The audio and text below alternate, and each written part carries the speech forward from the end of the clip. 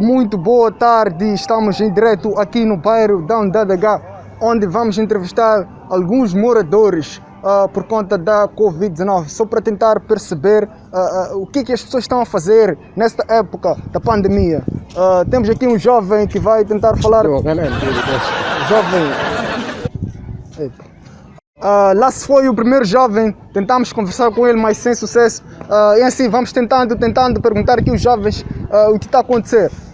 Jovem, faz favor, seu nome, faz favor. Alberto. Saberás me dizer quais são, os 3 sintomas da Covid-19? 3 sintomas? Sim. Ficar em casa, não ir à escola, né?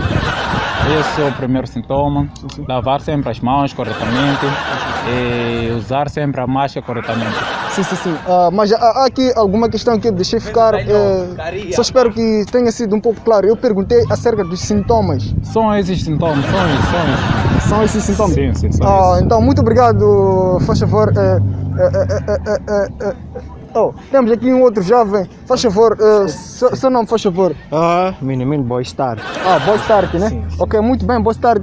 Sim, eu perguntava acerca dos sintomas do Sr. Beto, mas o Sr. Beto creio que não percebeu bem. Senhora moça, faz favor, quais são os sintomas da coronavírus? Os sintomas, ele está acontecendo com isso, não can choco. Não estive lá. Não vamos Bongo, tama com nós. Senhor, não me chama de burro. Você é burro, Senhor jornalista, esse aqui é Bongo. Senhor jornalista, você, langutal, leis, a coronavírus, zidadlayana, mas sintoma, ele está com choco. O aguino, senhor jornalista, o aguino, Sim. Eu não sei breve. O aguino, sintomas, tio, aguino, mas sintoma, ué. Onde um Bongo, senhor. Quantos na fama, esse aqui não lhe grava mais, esse aqui. Não lhe grava. Tá bem.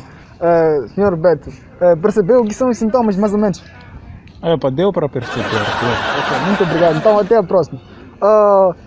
E é dessa forma que encerramos essa gravação aqui no bairro Down DDH.